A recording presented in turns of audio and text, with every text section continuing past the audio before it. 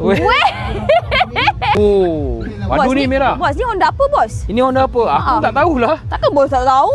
Bos kan selalu tengok kereta macam-macam, takkan kereta macam ni pun bos tak tahu?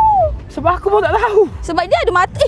Alamak, dia hidup lah. Owner rasa saya kena tanya owner bos. Tanya owner. Tu owner dia. Owner bang. Nak beli ke? Tak.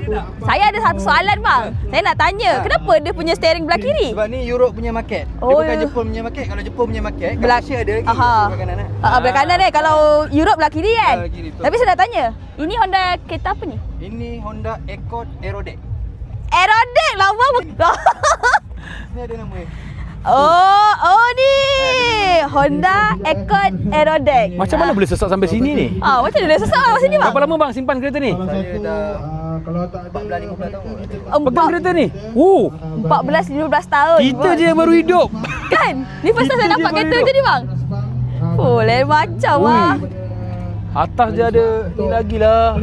Oh dia punya cermin sampai atas ke? Bonet dia sampai sini. Oh ya, boleh buka ke?